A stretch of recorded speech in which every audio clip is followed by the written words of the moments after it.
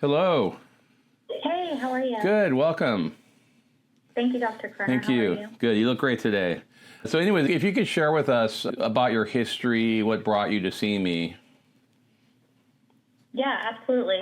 So I never was diagnosed as a child with ADHD, and then it was really becoming apparent that I was not keeping up as fast in college. And then I was always one of those people in college in the library, super late. I felt like my peers were getting a lot of things done quickly and retaining information quickly, and I just had a hard time finishing things. I was able to start a bunch of things, but never really able to complete assignments. And college is just a more intense environment. I'm sure people can relate to that. Mm-hmm. And always was staying up late, managed to get pretty good grades, to be honest, but I was staying up super late, had to work twice as hard, wouldn't go out on the weekends. Then once I hit grad school, I know a couple of people that were diagnosed with ADHD in college, and reading online, my symptoms seemed extremely similar, but decided not to get diagnosed until grad school because that's when things got way more intense, a lot of just self-discipline, and the assignments, projects were a lot more longer papers, more intense work. So decided to go get tested where I went to grad school, and they said, yeah, you definitely have ADHD. And so started on a low dose of Adderall. And honestly, the low dose was so helpful because I was just able to focus, get things done quicker, finish things, not stay up late, pretty much turn my life around completely. And It's nice that I'm on a super low dose. I don't get the end of the day. I'm not crashing or anything like that. And I still have an appetite. So yeah, it's pretty much, I'm now 6 years post-grad school, still take that amount. And in the work setting, it's incredibly helpful because I have to get things out really quickly. I have to be at my desk. It's actually helped probably more in a work setting than in academia. How about mood-wise? What have you had any diagnoses and then been taking? What have you taken for that or tried for that? Yeah, so I also noticed during grad school that, and I don't know if this almost ties into ADHD, but I found a lot of my mood was getting affected because I wasn't able to complete assignments, and that made me pretty anxious and then also depressed at the same time. So I noticed my mood was a lot better with Adderall, but I still was getting, when it was wearing off, I was finding myself like still depressed and like anxious. So it started going on Prozac, and that was incredibly helpful. I can get out of the bed in the morning, don't have any problems, not like as many ruminating thoughts. And I've also, after I went on Prozac, I talked to my sister who was exhibiting similar symptoms. She can focus a lot better than I can, but she went on Prozac because she was feeling really anxious and depressed, and it's worked really well for her. We're pretty much on the same dosage. And I also talked to my mom about it, and she ended up getting on it as well. So I'm suspecting that it's somewhat genetic. Oh, definitely genetic. What, weren't you on Zoloft before that too at one point? Yeah, I forgot about that. Yeah, so I was on Zoloft when I first talked to the doctor in grad school. And I noticed that it took away all my anxiety, but the depression was still there. And so it almost made me more depressed, but not anxious.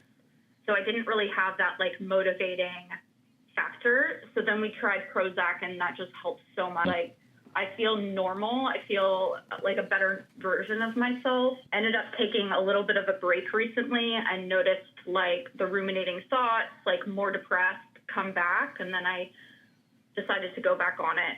So still on Prozac and still on Adderall right now. And now when the depression, had you shared with me that you were diagnosed when you were a child with that? Or no? No. Okay. But I probably had a lot of, looking back, I was like very easy to cry when I was little, very easy. If I got in trouble, like I would just burst into tears, like a very sensitive child, which I think is probably was anxiety. And then when I got into like middle school, high school, the depression started setting in for sure. And I think I was waking up late for school, but I was always a very high functioning child because my parents were strict. So I didn't really notice anything until I got like on my own, where I had not as much external motivating factors. Yeah, and you probably had ADD when you were a child, but they couldn't tell at the time because you were getting probably good grades. And it's not unusual. See, ADD has nothing to do with intelligence. It has to do with the ability to focus and get things done. So with you, since you're already very intelligent, they didn't catch it till college. And just exactly what you said, it's when things get more difficult, like college is more difficult than high school, and then graduate school is more difficult than college. So every level that you go up in the school, it gets more and more challenging. And that's when it often is going to come out, because then all of a sudden then it just catches up. And no matter how intelligent, it has nothing to do with that. So that's why it basically empowered you to be able to get things done and not have to constantly be up late and working on the weekends, and be able to have a normal life with a normal social life. And that's what should be. With the Prozac, and I think the Zoloft, you said it really made you feel apathetic and flat when you try that one. Yeah. But with depression and anxiety issues, they often, especially when they start a little bit in childhood potentially, maybe not severe, it typically gets worse with puberty. And so that's why middle school to high school, that's going to get worse. And so there's the main causes really of depression or anxiety are number one, genetics. And we can see that with your mom or your sister. So genetic predisposition is number one. Number two is times of hormonal change. So that's puberty. And that's also menopause, premenstrual, postpartum. And then, so that's basically the main cause. And then stress, sometimes if you have a lot of stress build up, that'll set things off too. So in your case, basically you're treating both things like you should. And if you try to remove something, because people will ask me, like, how long do I have to take these things for? I was like, how long do you want to feel better? Let's focus on that, the fact that these are helping your body to do what it just can't do on its own. The only way to prove that to you is if you took away the Prozac and see what happens, and it probably wouldn't go well. You take away the Adderall, and it's going to affect your work. So that's why the best thing is just to not worry about it and just stick with it, because you can't help it, and it empowers you to be your best self. So yeah, absolutely. But with you, I think it's just two simple things is all it takes. So the Prozac is working on serotonin, and I think you'd been up all the way up to 80 I think you're now at 40 milligram, right? And you had tried 60, 80, but then you settled down to 40 milligram. And but you're at a good average dose there, and then you're in a pretty low dose of Adderall comparatively to other people. Yeah, so you're on a really good regimen, and I'm anticipating if you just stick with this, that you're going to continue to function very well long term. Yeah, no, I'm seeing, once I got on the Adderall in grad school, huge shift. Yeah. Was able to have a social life, was able to get my work done and feel good about it, right, and wasn't crashing. And the Prozac, I went up a little bit a couple of years ago, and I just felt like it was a little too much. And so back on 40, and 40 just works really well. I feel very normal. And I took your advice during kind of these high PMS, like before, that kind of thing, doubling my dose before. I noticed like a huge shift. Yeah, what's going on at the end of the cycle is that you ovulate about two weeks before your period, and what happens those last days to a week or so is your estrogen just starts plummeting down, and that basically throws serotonin out of balance. So that's why sometimes the 40 milligram is good for most of the month, but then sometimes if we go to 60, 80 for those days, and sometimes just those days only, it just kicks you right out of it. And then after you start, then you can go back down to the 40, and then you just rinse and repeat every month. And so, but it's just a matter of reading your body, feeling that I know that it's coming up. You kind of have to chart your cycles and know when those days are coming and anticipate them. And if you're on top of that, when you do that those days, the change is right away. Some people think, oh, it's going to take It doesn't take weeks for this stuff to kick in. No, it doesn't. It's when you do it the way you're doing it, it's one day it kicks in. It doesn't. You don't have to wait several days for it to work. It does it right away. Yeah. So you're at a really good, I think, regimen here, and you've got this pretty much figured out, which is great. And there's probably nothing more dramatic that I see in my practice than treating ADD in an adult. When, especially for the first time, it's so dramatic and it's so empowering. Patients are just blown away at what they see happening and realize, oh my gosh, I probably should have been on this a long time ago. And yeah, true. But the thing is, you made it through school earlier, and like with middle school, high school, because you were driven and you had good study habits and you got your work done and your parents were strict. And so you were in an environment that fostered that. But eventually it catches up to you, whether it's college, grad school, or even if someone doesn't go to college, even in a work environment that's stressful and that you have to focus on. And that's going to happen also in certain work environments too. Yeah, absolutely.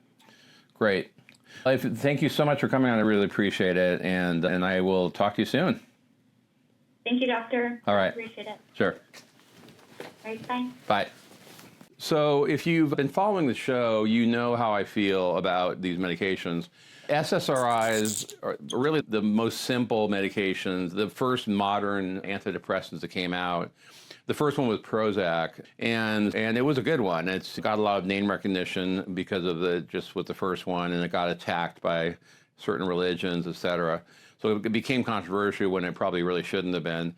But normally, as you've heard from me, Pristiq and Effexor, Cymbalta, I often like them better because they work better. Those are the ones that balance serotonin and norepinephrine, the SNRIs. They're often better, but not always. In her case, when she saw me, she was already on Prozac and was doing great. So I didn't switch it because she already did well. And I knew it was serotonin because she had a menstrual component. In other words, it would get better and then it would get worse and then better. And she was already on 40 and she had already tried like 60, 80. It was too much for most days. But when I had her do it on those days, it was perfect. Again, an SSRI, selective serotonin reuptake inhibitor, so it attaches to the serotonin site, it blocks that leakage there. So the problem with serotonin was going the wrong way. So basically Prozac makes it go the right way.